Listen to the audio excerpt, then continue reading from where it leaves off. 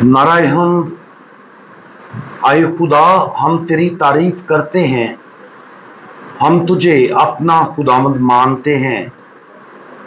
रसूलों की जलीली जमायत आए खुदावंद तेरी तारीफ करती है। आज हम अंजील मुकद्दस बामताबिक मुकद्दस मत्ती उसका 10वां बाब और उसकी आयात 7 ता 9 पर ध्यान ज्ञान करेंगे।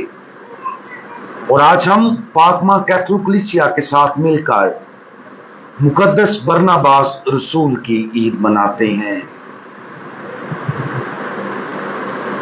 और चलते चलते ये मुनादी करना कि आसमान की बादशाही नजदीक आ गई है। बीमारों को अच्छा करना, मुर्दों को जलाना, कोड़ियों को पाक साफ करना, बदरूहों को निकालना, मुफ्त तुमने पाया, मुफ्त ही तुम देना। मुकद्दस बरनबास, जिसका असल नाम यूसुफ था, उसकी पैदाइश कुप्रस की थी और वो लावी था। उनकी इब्तदाई जिंदगी के बारे में और कुछ मालूम नहीं है। खुदावंद यीशु मसीह की इलानिया जिंदगी के दौरान यूसुफ उसका पुरजोश पैरोकार बन गया और हो सकता है कि वो उन 72 शागिर्दों में से एक था जिन्हें खुदावंद यीशु मसीह ने मिशन पर भेजा था।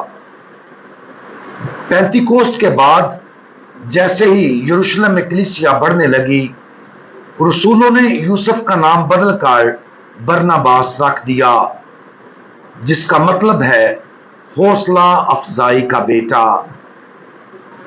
उसके नाम की तब्दीली इसलिए हो सकती है क्योंकि बरनबास ने कलीसिया की हमायत की थी।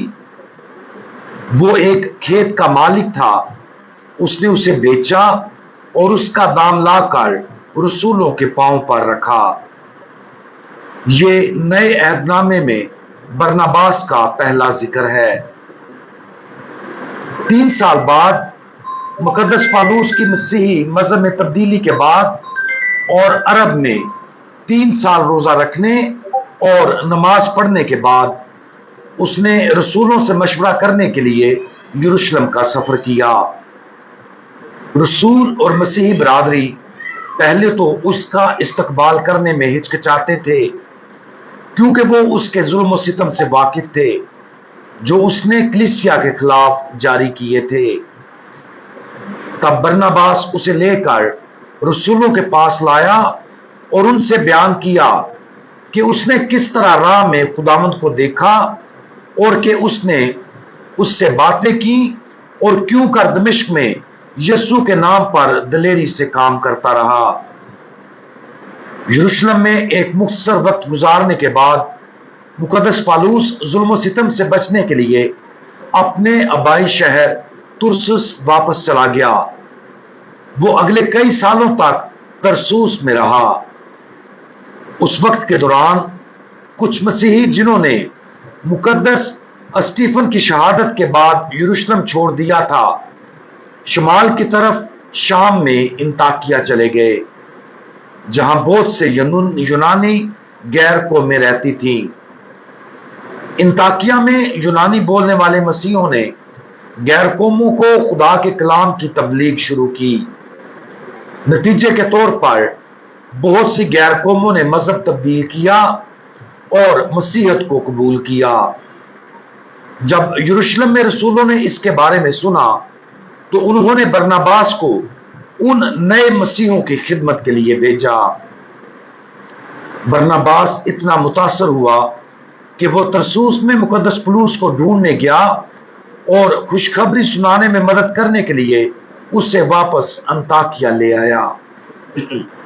यहीं अंताकिया में लफ्ज मसीही सबसे पहले इस्तेमाल किया गया था, शायद इसलिए कि नया मजहब कबूल करने वाली गैर कौमें यहूदी अकीदे में तब्दील नहीं हुए बल्कि बराह रास्त मसीहत को कबूल किया। अंताकिया में 1 साल गुजारने के बाद पौलुस और बरनबास कहत से मुतासरा लोगों की मदद के लिए امدادی مشن پر یروشلم واپس آئے۔ وہ اپنے ساتھ پیسے لے کر آئے جو انطاکیہ میں مسیحیوں نے جمع کیا تھا۔ انطاکیہ واپس آنے کے بعد روح القدس نے مسیحی برادری پر انکشاف کیا کہ پولس اور برناباس کو ایک خاص مشن کے لیے الگ الگ ہونا تھا۔ پھر دونوں کو بشپ کے طور پر مقرر کیا گیا اور ایک مشن پر روانہ کیا گیا۔ برناباس اپنے ساتھ اپنے رشتہ دار انجیل کے مصنف یوحنا مرکس کو لایا۔ اگلے سال کے دوران انہوں نے سلوکیہ، کپرس، سلمیس، پافس، پمفولیا کا پرجا، انطاکیہ کا پسیدیا، لسترا، دربا، لاکونیا اور واپس انطاکیہ شام کا سفر کیا۔ اس سفر کے دوران انہوں نے بہت سے لوگوں کے دلوں کو جیتا۔ اس کا اثر یہ ہوا کہ کچھ یونانیوں نے دونوں کو دیوتا کے طور پر پوجنے کی کوشش کی۔ انہیں مخالفت کا بھی سامنا کرنا پڑا، جس میں پالوس کو سنسار کر کے مارنے کی ناکام کوشش بھی شامل ہے۔ یہ دونوں بعد میں یروشلم واپس آئے تاکہ دوسرے مشن پر بھیجے جانے سے پہلے غیر قوموں کے مذہب تبدیل کرنے والوں کے بارے میں تنازعات کو حل کرنے میں مدد کریں۔ دوسرے سفر سے پہلے برناباس اور پالوس مشن میں یوحنا مرکز کی شمولیت کے بارے میں متفق نہیں تھے، کیونکہ یوحنا مرکز نے پہلے پمفولیا میں رہتے ہوئے کسی نامعلوم وجہ سے انہیں چھوڑ دیا تھا۔ اختلاف اتنا شدید تھا کہ پالوس اور برناباس الگ ہو گئے۔ برناباس یوحنا مرکز کو اپنے ساتھ کپرس لے گیا اور پالوس سلاس کو اپنے ساتھ شام اور کلیکیا لے گیا۔ کپرس میں یوحنا مرکز کے ساتھ برناباس کی مشنری سرگرمی کے بارے میں اور کچھ بھی یقینی طور پر معلوم نہیں ہے۔ کرنتھیوں کے نام پالوس کے پہلے خط اور کلسیوں کے نام اس کے خط کی بنیاد پر ہم یہ کہہ سکتے ہیں یوحنا مرکز کی وجہ سے ان کے درمیان جو اختلاف پیدا ہوا تھا، اس اختلاف کا ان کی دوستی پر زیادہ دیر تک اثر نہ رہا، یہاں تک کہ یوحنا مرکز کا تذکرہ بعد میں پالوس نے پیار سے کیا ہے۔ ہمارے پاس صرف ایک ذریعہ ہے جس کے ذریعے ہم جانتے ہیں کہ برناباس کی شہادت کی تفصیلات 5ویں صدی سے آتی ہیں، جو اس کی تاریخ کو غیر یقینی بناتی ہیں۔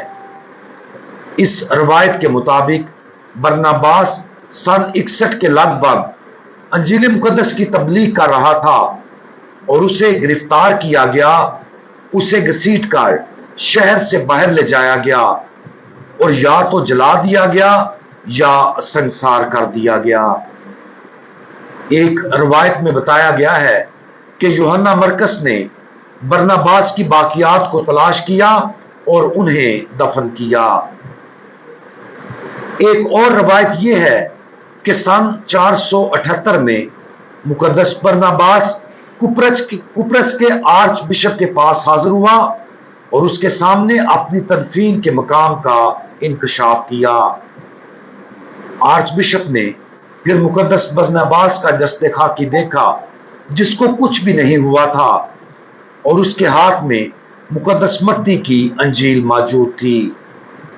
رومی شہنشاہ نے پھر اس جگہ پر ایک گرجا گھر بنایا اور وہاں مقدس برناباس کو دفن کیا۔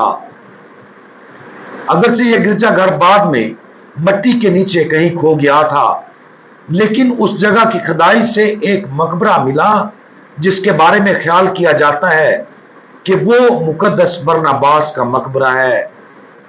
مقدس برناباس کو کپرس کا مقدس کہا جاتا ہے کیونکہ وہ اس جزیرے پر پہلا مشنری بشپ تھا۔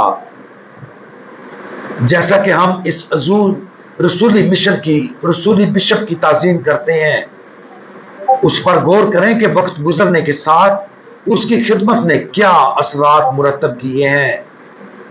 اگرچہ اس کی زندگی کے دوران مسیحیت قبول کرنے والوں کی تعداد شاید سینکڑوں یا ہزاروں میں تھی، لیکن ان کے بعد آنے والی نسلوں پر ان کا اثر بار بار بڑھتا گیا۔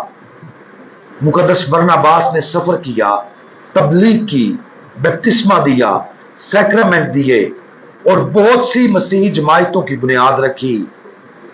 اس نے رد کیا جانا، سختی، تشدد اور شہادت کو برداشت کیا، لیکن اس نے زور کے ساتھ اس خدمت کو سر انجام دیا۔